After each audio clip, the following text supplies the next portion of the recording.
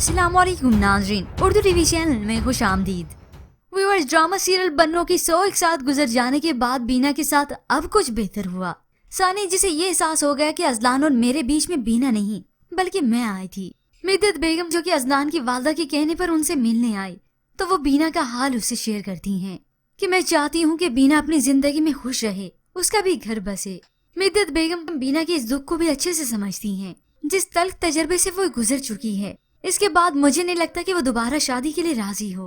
अब hopes of viewers ऐसा हुआ कि आरफा बेगम बीना का रिश्ता तय कर देती हैं और वो सानी को खुश रखने के लिए इस रिश्ते से भी हाँ कह दे। तभी आरफा बेगम खुद ही खुद में शर्मिंदा होने लगी। बीना के बेलौस मोहब्बत और उसकी कुर्बानियों ने आखिर उनका दिल मोम कर ही दिया।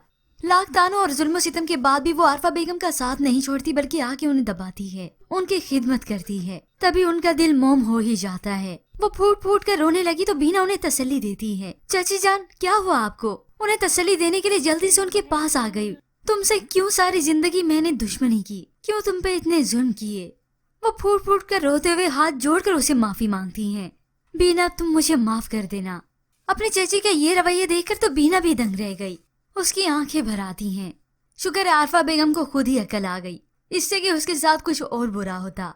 मगर अब आरफा बेगम को चाहिए कि वह निहाल को सारी सच्चाई बता दे कि मैंने बीना पर सिर्फ और सिर्फ बहतान ही लगाया था। इसमें कोई हकीकत, कोई सदाकत नहीं थी। बस सारी जिंदगी मैंने ही उससे हसद किया था। पर व्यूअर्स, आपको क्या लगता है कि आरफा बेगम अपनी माफी का मदावा इस तरह से करेंगी? और क्या फिर सानी अपनी मोहब्बत अजलान को उससे बांटेगी, या फिर एट द एंड सानी की मौत होने वाली है? क्योंकि एंड में पाकिस्तानी ड्रामाज में यूजुअली किसी न किसी की मौत तो दिखाते ही हैं। खैर, वैसे इसके मुताबिक आप क्या राय रखते हैं? हमें अपनी कीमती राय का इजहार जरूर कीजिएगा। मजीद ड्रामास प्रोमो के लिए आप देखते रहिए उर्दू टीवी।